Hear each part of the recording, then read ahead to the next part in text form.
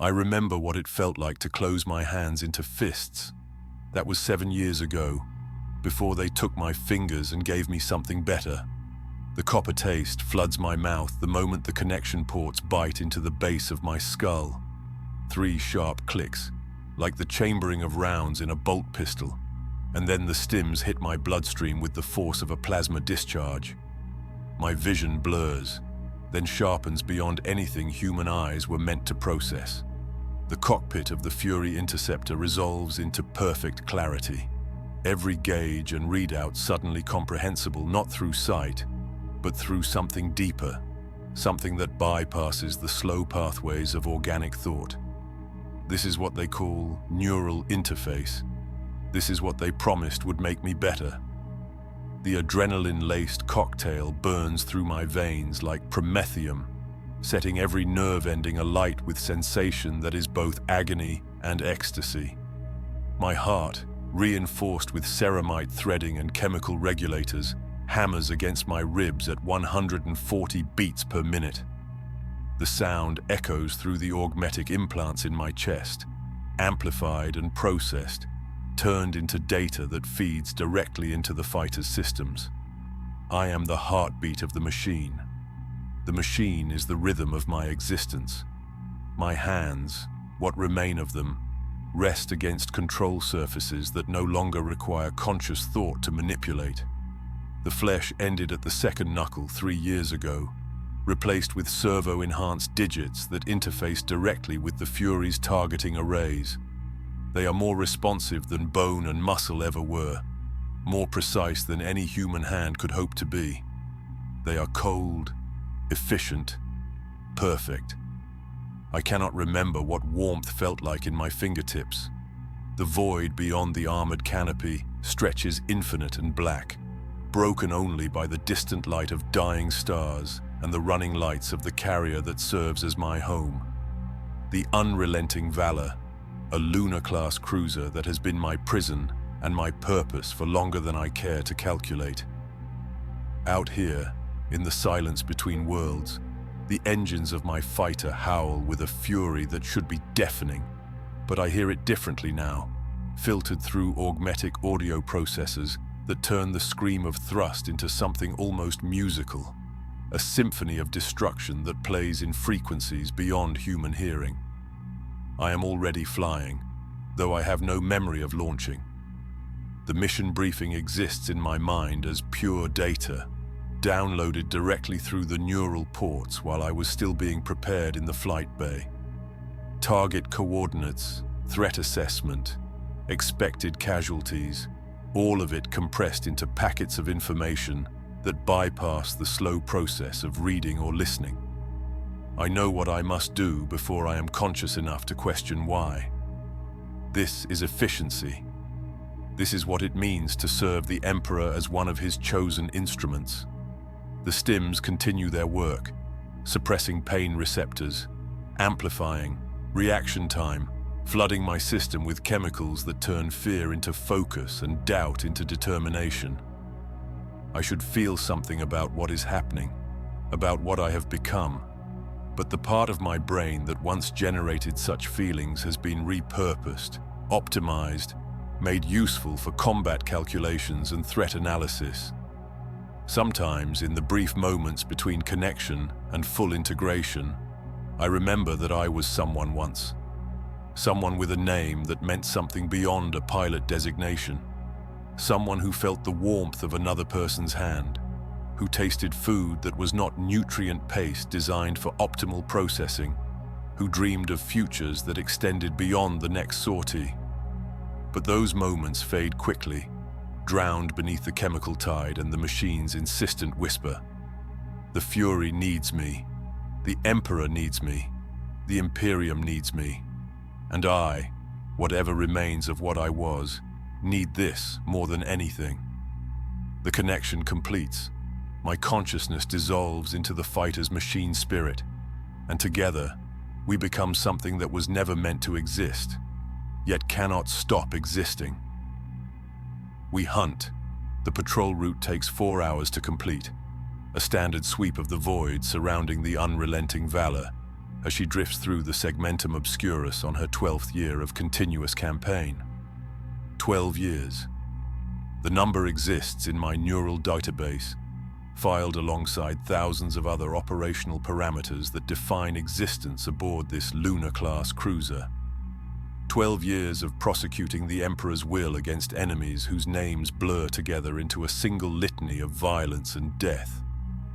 I was Caius Venn once. Pilot Lieutenant Caius Venn, selected from the Schola Progenium at 16 because my reflexes tested in the 98th percentile.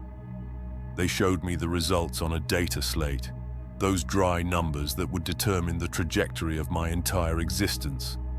Reaction time, spatial awareness, pattern recognition, stress resilience. All of it measured, quantified, deemed sufficient for service in the Imperial Navy's fighter wings. The instructors told me I should feel honored.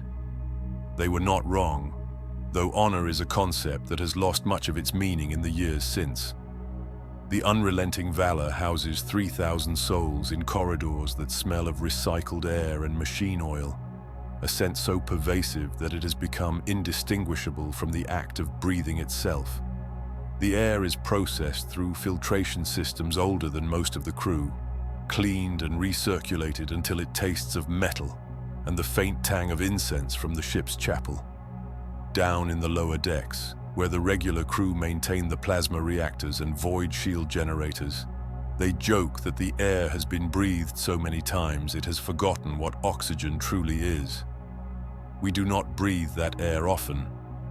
We pilots exist in a separate hierarchy, elevated above the common ratings yet subordinate to the ship's true masters, the officers who command from the bridge. We are elite, envied by those who will never know the freedom of the void. Yet there is something unspoken in how the regular crew look at us. Not quite fear, not quite pity, something in between, as if they can see what we cannot yet admit to ourselves.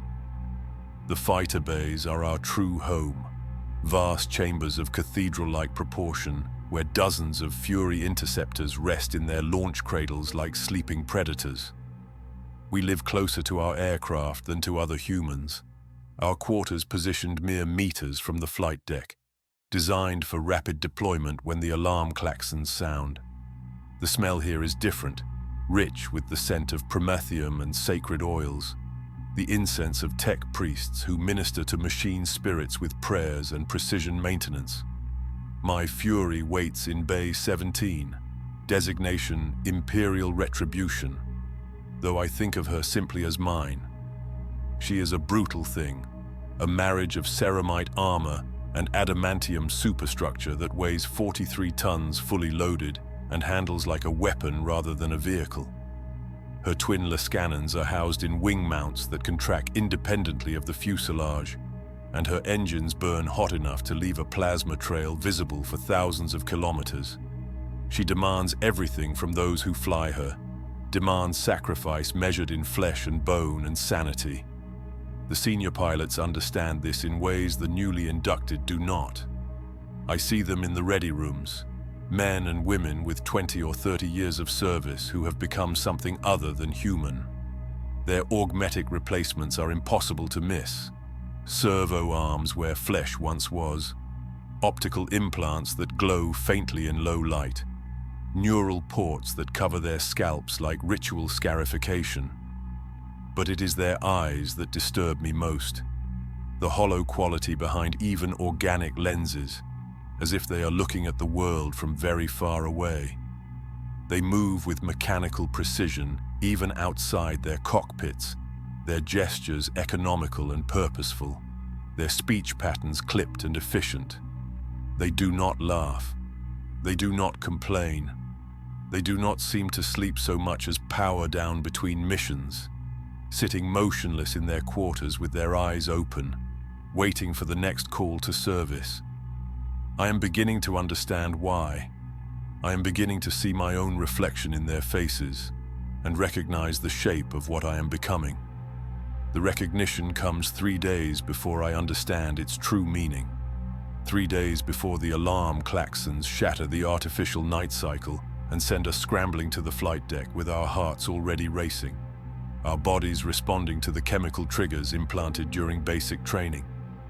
The Vox speakers crackle with urgent voices, officers barking coordinates and threat assessments in the clipped language of naval warfare. Orc attack Moon, fighter screen inbound. All squadrons launch immediately. I have trained for this moment for years, countless hours in simulation pods and practice runs, through friendly space. But nothing, not 1 second of preparation, has readied me for the reality of void combat against an enemy that should not exist by any rational law of physics or engineering. The launch catapult hurls my fury into the black with acceleration that crushes me back into the seat, despite the inertial compensators. 5 seconds of building pressure and then release, the sudden weightlessness as the carrier falls away behind me, and the void opens infinite in all directions. The Orc fighters are already visible on my targeting display. Dozens of them, crude constructions of scrap metal and obscene faith that somehow achieve flight through sheer bloody-minded belief. They call them Dakar jets, and they come at us like a swarm of insects, all random vectors and aggressive maneuvers that defy tactical prediction. The first engagement happens faster than thought. My targeting solution locks on a fighter painted in garish checks of red and yellow, and my finger finds the trigger through pure muscle memory. The Lascannon speaks once, twice, superheated light crossing the distance in microseconds. The Orc craft tumbles away, trailing atmosphere and debris, its pilot already dead or dying in the silent scream of decompression. My first kill. I feel nothing, because the stim injectors have already activated, flooding my system with combat drugs that turn emotional response into distant static. Then the G-forces hit. 8 times Terra's gravity as I wrench the Fury into a turn that should be impossible, should tear the fighter apart and reduce my body to pulp. The inertial compensators howl in protest, struggling to maintain a bubble of survivable force while physics demands my destruction. 9 times gravity. 10. The pressure crushes down on my chest like a mountain, squeezing the air from my lungs, forcing blood away from my brain in a tide that threatens unconsciousness. The stims respond, overclocking my cardiovascular system, forcing my heart to beat faster and harder than human muscle was designed to endure. My vision tunnels, darkness creeping in from the edges as blood vessels burst in my eyes. I taste copper again, but this time it is my own blood flooding my sinuses from hemorrhaging capillaries. My bones creak. The sound is audible even over the roar of engines and weapons fire, a grinding protest from a skeleton being pushed past its design tolerances. Something in my left hand breaks, a small bone in my ring finger snapping under forces it was never meant to withstand. The pain exists somewhere distant, filtered through chemical suppression into mere information. I kill 3 more Dakar jets before the engagement breaks, my targeting solutions perfect despite the damage accumulating in my body. The squadron reforms, and we limp back to the unrelenting valor with 2 fighters lost and the rest showing various degrees of structural damage. In the medical bay, still shaking from stim come down and shock, the flight surgeon examines me with the detached efficiency of someone who has performed this assessment hundreds of times. His augmetic eye whirs softly as it catalogues my injuries, processing data I cannot see. Burst blood vessels in both eyes, 3 fractured bones in your left hand, severe bruising across your torso and spine, minor hemorrhaging in your frontal lobe. He recites without inflection. You performed admirably, Lieutenant. We'll begin the reinforcement procedures immediately. Standard protocol for all pilots past their 3rd sortie.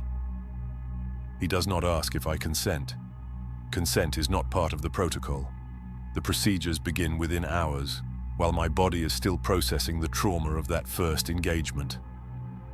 The tech priests arrive with their servitors and sacred instruments, murmuring prayers to the Omnissiah as they prepare me for what they call minor improvements. The term feels deliberately chosen, designed to minimize what is about to occur. Subdermal bone reinforcement comes first. They inject ceramite compounds directly into my skeletal structure, a process that takes 6 hours and feels like my bones are being slowly replaced with molten metal. The pain suppressors keep me conscious throughout, allowing me to watch the monitors as the ceramite laces through my skeleton in patterns dictated by 10,000 years of accumulated data. When it finishes, I am stronger. My bones can withstand forces that would shatter unaugmented frames. I am also no longer entirely human, though they do not phrase it that way. The cardiovascular enhancement follows 3 days later. They open my chest with surgical precision, installing regulators and enhancement coils that wrap around my heart like mechanical vines. My blood pressure, my heart rate, my entire circulatory system becomes adjustable, responsive to combat conditions in ways organic tissue could never achieve. The surgeon assures me this is routine, necessary, survivable.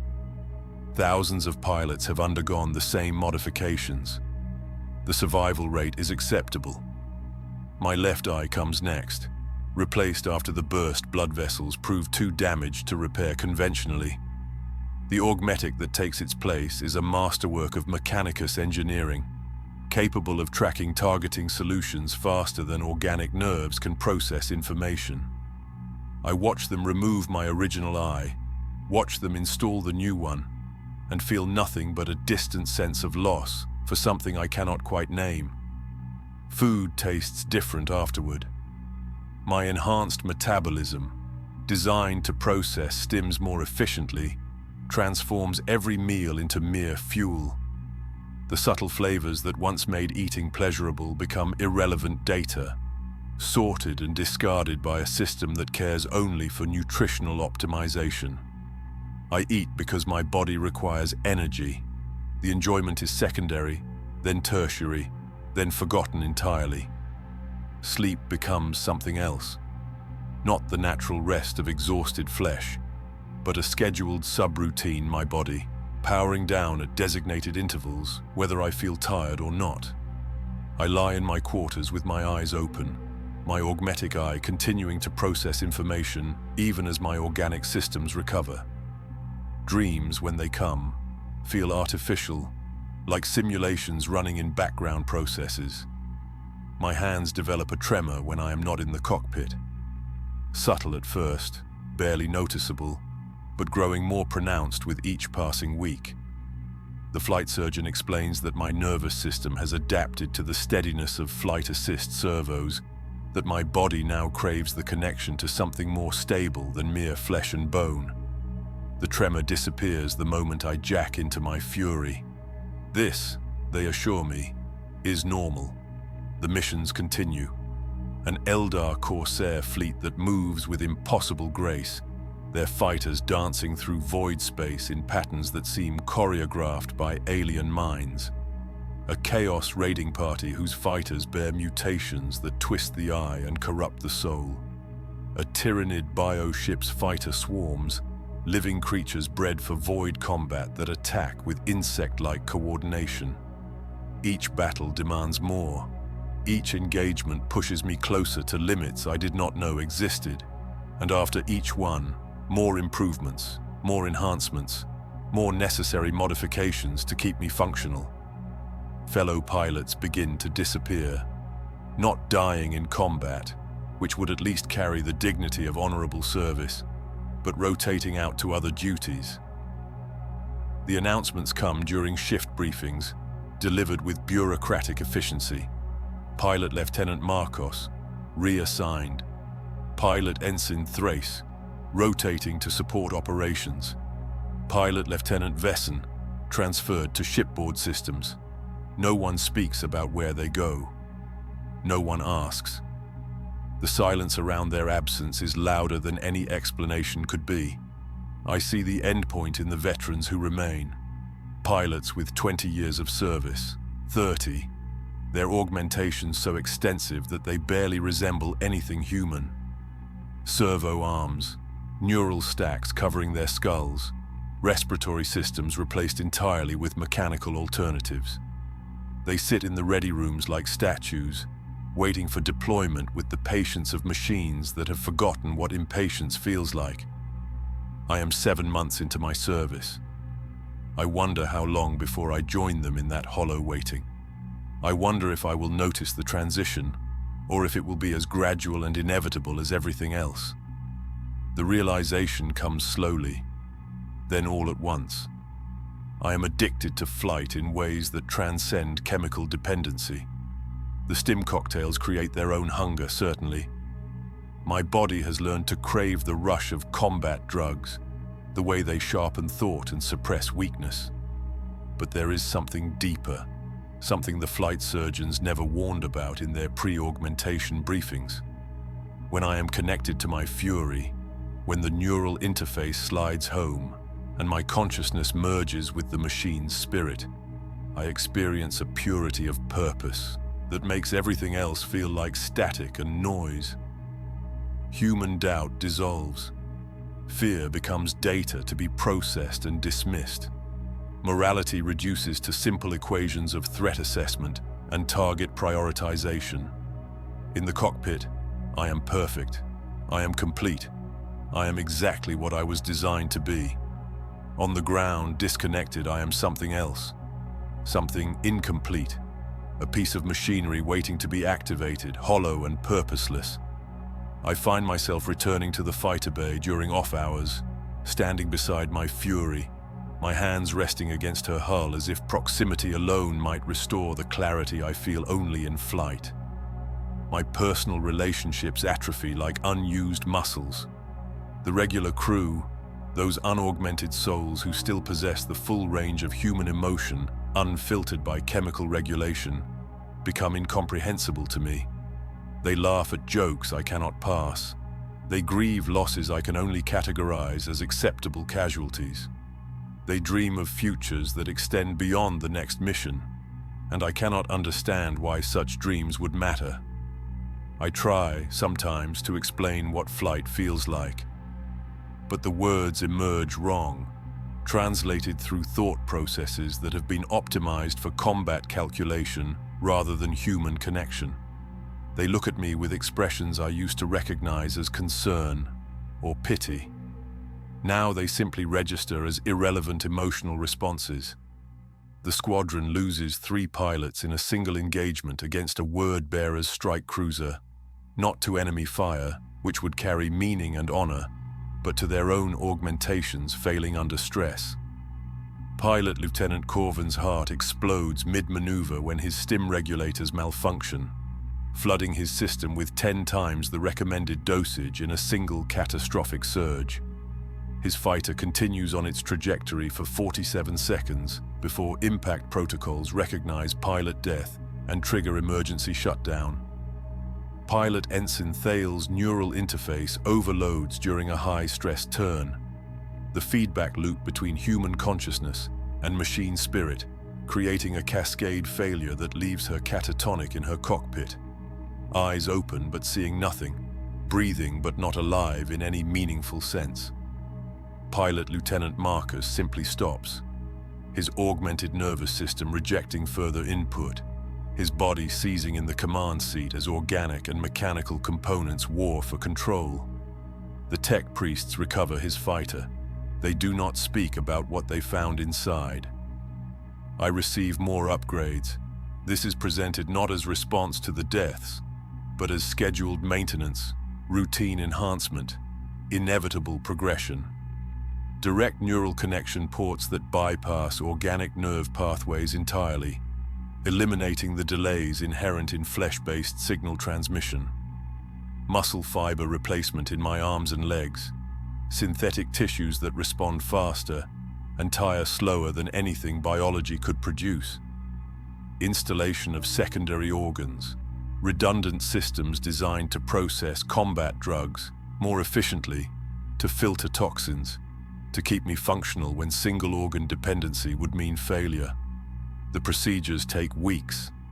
The recovery time grows shorter with each iteration, as if my body has learned to accept modification as its natural state. These modifications will extend your operational lifespan, the chief tech priest explains, his voice modulated through Vox synthesizers. Standard projections suggest another 15 to 20 years of combat effectiveness. He means this as reassurance, as promise of extended service to the Emperor. But I am beginning to suspect they are extending something else entirely. Not life, which implies continued existence as a living being, but function. Operational capacity. The ability to serve long past the point where mercy would demand cessation. I think of the veterans, the pilots with 30 years of service who no longer resemble humans. I think of Pilot Ensign Thale, breathing but not alive. I think of myself, and wonder if the distinction between these states has already become meaningless. The next mission launches in 6 hours. I can barely wait. The mission comes sooner than 6 hours. 3 hours into my rest cycle, the alarm klaxons shatter whatever passes for sleep, and we scramble to the flight deck with the urgency of those who know something has gone catastrophically wrong. The unrelenting valor has translated into the Hadex anomaly, that wound in reality where the warp bleeds into normal space, and we have found exactly what we were hunting. A Chaos warband fleet, 13 vessels strong, their hulls twisted by corruption into shapes that hurt to perceive directly. My squadron launches into hell itself. The engagement lasts 8 hours. 8 hours of continuous combat, an impossible duration even with stims, even with augmentation, even with every modification they have carved into my flesh. The void becomes a slaughterhouse painted in plasma fire and void-shielded detonations.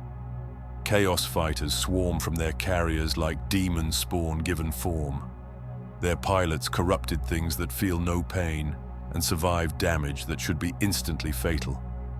I watch a Chaos fighter lose its entire port wing to my Lascannon and continue attacking, its pilot's laughter crackling across the Vox channels in frequencies that make my augmetic ear ache.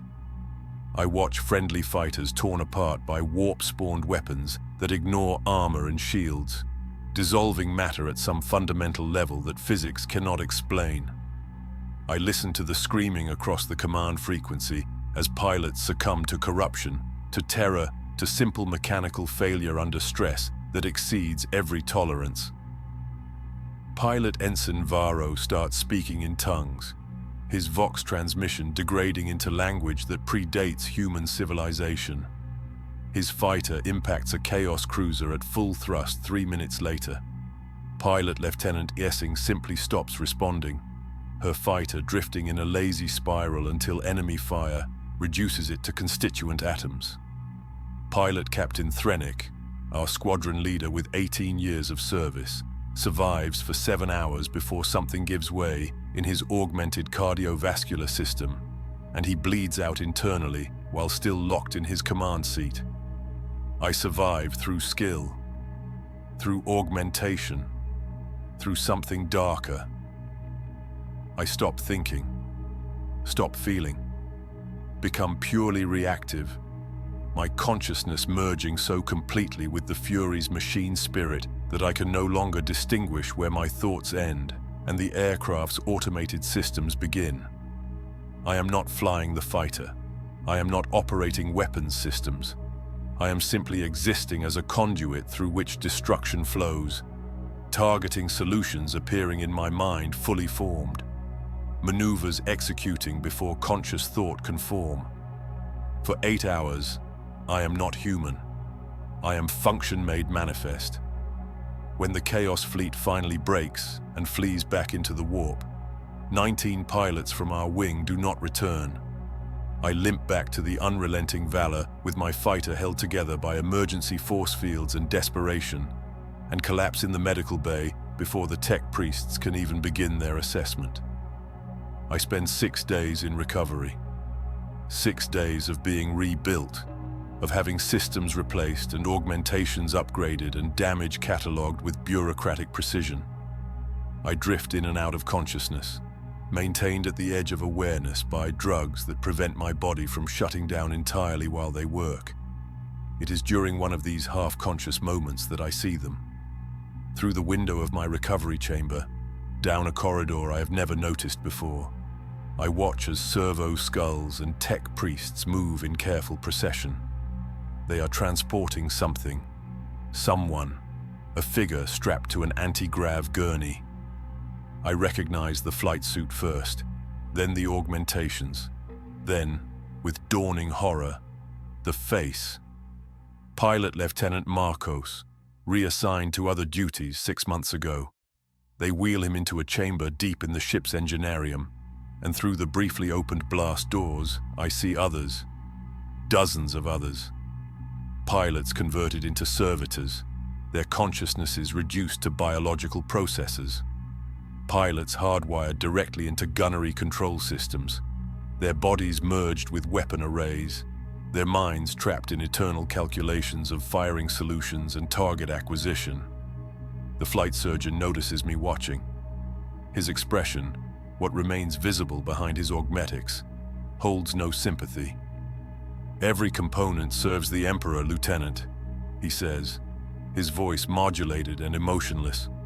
"Flesh, steel, or something in between. It makes no difference to the machine god." He does not need to explain further.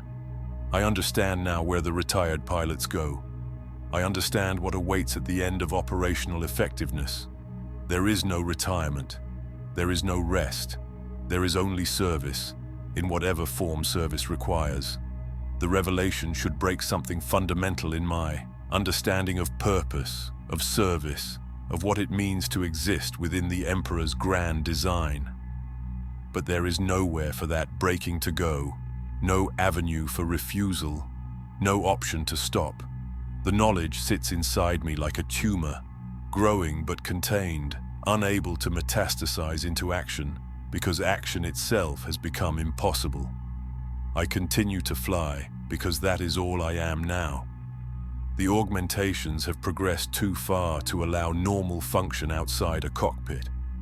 My cardiovascular system requires the regulation protocols only available through fighter integration. My nervous system has adapted to the steadiness of mechanical interface, rejecting the imprecision of unaugmented existence. My enhanced metabolism processes nutrients in ways that standard human digestion can no longer support. The stims are no longer optional enhancements but necessary maintenance, preventing my modified organs from shutting down in the absence of combat chemistry. I inject them during off hours now, small doses to maintain baseline function, larger doses before missions.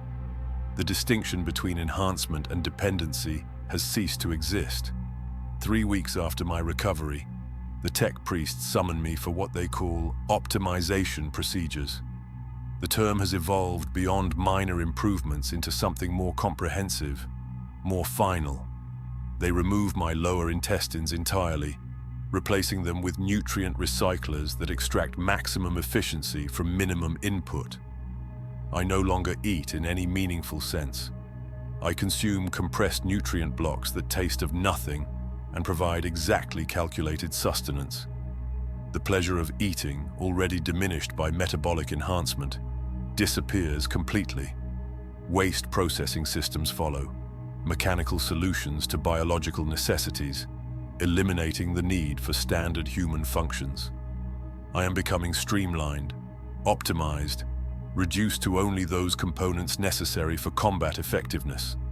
Everything else is excess weight, inefficiency to be corrected. Further neural augmentation allows me to interface with the fighter without conscious thought. The connection so seamless that activation becomes instantaneous. I no longer jack in and wait for system integration. I simply am integrated the moment I enter the cockpit, as if the fighter and I exist in a state of perpetual readiness for merger. I am becoming a hybrid creature, neither fully human nor fully machine, existing in a twilight state between organic life and mechanical function. The boundaries blur with each procedure, each enhancement, each optimization. When I look at my reflection, I see less of what I was and more of what I am becoming with every passing day. My memories of life before the Navy grow hazy, but not from the passage of time.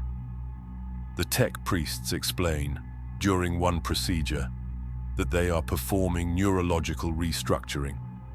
The parts of my brain dedicated to personal identity and emotional processing are being systematically repurposed for combat calculation and threat assessment. This is optimization. This is efficiency. This is necessary. I can still remember that I once had a name. Caius Venn. The syllables feel strange now, like words in a language I used to speak but have forgotten. I can remember that I once had hopes beyond the next sortie, dreams of what life might hold after service. But these memories feel distant, disconnected, as if they belong to someone else entirely. Someone who died years ago and left behind only this efficient killing mechanism wearing his face. Sometimes, in the moments between missions, I try to recall specific details. My mother's face, the taste of real food, the sensation of rain. But the memories slip away like water through mechanical fingers, and I am left with only the knowledge that these things once mattered without understanding why they should. The veteran pilots make sense to me now in ways they never did before. I see their hollow eyes and recognize the same emptiness growing behind my own. I watch their mechanical movements and feel my own gestures becoming equally precise, equally purposeless, outside the context of flight. I listen to their clipped speech and hear my own voice adopting the same efficiency. We are not people anymore. We are systems, components, tools maintained in operational condition until we fail, and then repurposed into other tools, other systems, other forms of service. The Emperor protects, they say, but no one speaks of what he protects us from, or whether protection and preservation are the same thing. I have stopped asking these questions. The part of my brain that formulated such inquiries has been repurposed. I am optimized. I am efficient. I am ready. The briefing comes during what should have been a rest cycle, but rest has become a relative concept, measured in hours of non-deployment rather than actual recovery. Command classifies the mission as a maximum threat engagement, terminology reserved for operations with projected casualty rates exceeding 40%. We are to assault a Necron tomb ship's fighter screen, clearing a path for torpedo bombers to strike at the ancient vessel's propulsion systems. The briefing room is all polished metal and harsh lumens, surfaces reflective enough to serve as mirrors for those who still possess the capacity to care about their appearance. I catch my reflection as I take my designated seat, and for the first time in months, I truly see what I have become. 70% of my body is now augmetic or chemically altered. The calculation appears in my mind unbidden, my enhanced cognitive systems automatically cataloging the ratio of organic to synthetic components. My face is a patchwork of grafted skin and mechanical elements, the left side dominated by my augmetic eye and the neural port cluster that spreads across my temple like metallic ivy. My right eye, the organic one, can no longer produce tears. The lacrimal ducts were removed during optimization, unnecessary biological systems eliminated to reduce maintenance requirements. I am looking at a weapon system that happens to retain some biological components. The distinction between pilot and aircraft has become meaningless. I am not someone who flies fighters. I am the fighter, a biological processor optimized for a single purpose, housed temporarily in a human-shaped chassis between deployments. The other pilots in the briefing room reflect the same transformation. Pilot Lieutenant Saren, with her entirely mechanical jaw and throat after a cockpit decompression 3 years ago. Pilot Ensign Corman, whose arms have been replaced to the shoulder with servo-enhanced limbs that interface directly with control systems. Pilot Captain Thrace, whose respiratory system is entirely synthetic, his chest rising and falling with mechanical precision that never varies regardless of stress or exertion. We sit in perfect stillness, our movements economical and precise when movement becomes necessary. Our conversations, what few occur, limit themselves to tactical assessments and operational parameters. Someone mentions optimal approach vectors. Another calculates probable enemy fighter deployment patterns. No one speaks of fear or hope or anything that might indicate internal experience beyond functional analysis. Whatever made us individuals has been burned away by years of optimization and augmentation, leaving only function. We are not people gathered for a briefing. We are systems running diagnostic checks before deployment. Squadron Commander Varric enters, and we rise in perfect unison, our timing synchronized without conscious coordination. She has served for 38 years, and almost nothing human remains visible. Her voice, when she speaks, comes through vocal augmentics, her original throat destroyed by combat injuries so long ago that no one remembers the engagement that claimed it. "The Emperor protects," she begins, and her synthesized voice carries no warmth, no inflection, only perfect clarity. "And we are his instruments of protection. The Necrons are ancient, powerful, their technology beyond our full comprehension. But they are not beyond our capacity to destroy. You have been selected for this mission because you have been perfected for it. Glory in your purpose. Perfected. The word echoes in whatever remains of my consciousness. Perfected through removal of weakness. Perfected through elimination of doubt. Perfected through systematic destruction of everything that made us human, leaving only the capacity to kill and the inability to refuse. I understand then, with a clarity that cuts through years of chemical suppression and neurological restructuring, what the true fate of Imperial pilots is. Not death in glorious combat, which would be mercy and release.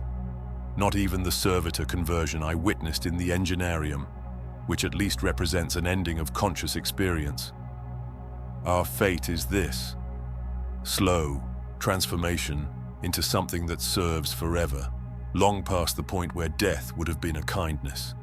We will fly until our bodies fail completely, and then we will be repurposed, our consciousnesses trapped in gunnery systems, or navigation arrays, or any of 1,000 other roles that require biological processes.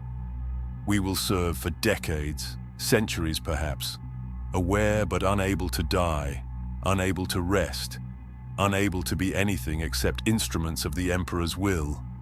The briefing continues. I listen to tactical parameters and threat assessments.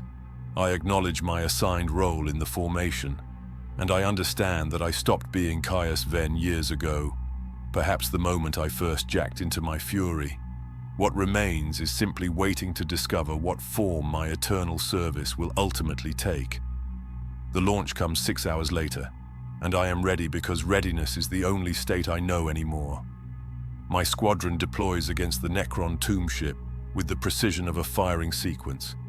18 fighters accelerating into the black toward an enemy that predates human civilization by millions of years. The fighting is beyond anything I have experienced, and I have experienced more combat than most pilots survive in 3 lifetimes. The Necron fighters are not aircraft in any conventional sense. They are autonomous constructs of living metal, their forms shifting and adapting, repairing damage faster than we can inflict it. Gauss weapons lance through the void, emerald beams that strip matter at the atomic level, disintegrating armor and flesh with equal indifference. The enemy pilots are themselves machines, ancient constructs operated by enslaved consciousness, trapped in metal bodies for epochs beyond comprehension. They do not tire. They do not fear. They do not die in any meaningful sense, their craft simply reconstituting when destroyed, rising again from clouds of reintegrating particles. The battle becomes abstract within minutes, consciousness fully subsumed into tactical calculation. I am no longer flying the aircraft. I am the aircraft. My organic components merely the processing center for weapons systems and engines and void shields. Targeting solutions appear faster than thought. Maneuvers execute before conscious decision forms. I am pure function, operating at the absolute limit of capability. Then the Gauss hit finds me. The emerald beam punches through my starboard shield and tears into the fighter's power distribution systems. The cascade failure happens in microseconds, electricity arcing through circuits that suddenly lack proper grounding, feedback surging backward through every connection, every interface, every neural link that binds me to the machine. The stim regulators fail. The combat protocols shut down, and for the first time in 7 years, Caius Ven surfaces completely. The pain is immediate and absolute. Not just the physical agony of a damaged body, but the psychological horror of sudden awareness, of consciousness freed from chemical suppression and forced to confront what it has become. I experience everything at once. 7 years of accumulated trauma, 7 years of suppressed humanity, 7 years of transformation that I consented to only because I lacked the capacity to refuse. I see what I am, what I have allowed myself to become, what they have made of me. The terror is perfect and complete. Even if I survive this mission, even if I limp back to the unrelenting valor, there is no going back. No recovery, no restoration of what was taken. Only more augmentation, more optimization, more gradual dissolution into something that will serve forever, because it has been made incapable of dying. In that moment of clarity, I make a choice.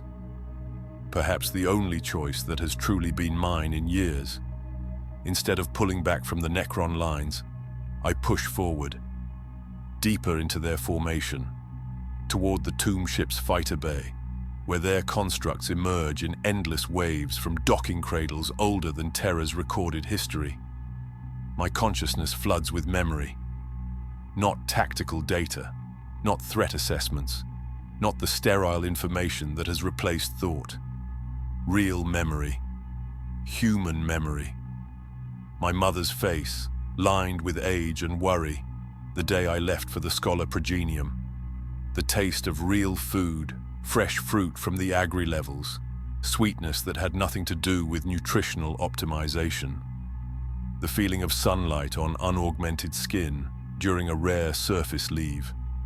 The sound of laughter, my own laughter, before they replaced my respiratory system with something more efficient. The person I was before they took everything and called it improvement. My fury, damaged and failing, systems cascading into shutdown, becomes my tomb and my liberation simultaneously. The Necron fighters converge, their Gauss weapons stripping away armor, then structure, then the thin shell that separates me from the void. I am flying into death, and for the first time in 7 years, I am choosing it freely. The last thing I feel, as the void claims me, is something I had forgotten existed. Peace. But death, like everything else in the Emperor's service, is not mine to claim. The recovery teams find my fighter 3 days later, drifting in the debris field where the Necron tomb ship once held position. The Fury is damaged but repairable, her systems salvageable, her machine spirit intact. And inside, still connected through neural interfaces that refuse to sever even in catastrophic failure, they find me. Technically alive, technically recoverable, technically useful. The medical bay receives what remains with the efficiency of long practice. Tech priests perform their assessments, their augmetic sensors cataloging damage with dispassionate precision. The flight surgeon who oversaw my initial augmentations reviews the data, his mechanical eye processing information faster than human comprehension. The pilot's biological components remain functional, he announces to the assembled tech priests. Neural activity is sufficient for basic system integration. though higher cognitive functions show significant degradation. Personality matrix has suffered catastrophic collapse. Recommend full servitor conversion. Waste not the Emperor's resources. There is no debate, no consideration of mercy or release. I am a component that still functions, therefore I will be repurposed. This is efficiency. This is faith. This is service. They prepare me over the course of 6 days, not for burial or remembrance, but for installation. Deep within the unrelenting valor, in the engineerium where I once glimpsed my future, they have prepared a gunnery station that requires a biological targeting processor. The machine spirits alone lack the intuition for complex threat assessment. Full tech priests are too valuable to dedicate to single-function roles. But a pilot, already optimized for combat calculation, already stripped of unnecessary humanity, represents the perfect solution. I am aware through all of it. Some fragment of consciousness persists, trapped behind barriers of neurological damage and deliberate restructuring. I cannot move, cannot speak, cannot do anything but observe as they prepare my permanent installation, the cradle that will house what remains of my body, the connections that will bind me to weapon systems for decades to come. This is what I feared. This is what I understood too late. This is the fate that awaits all Imperial pilots who survive long enough to be perfected.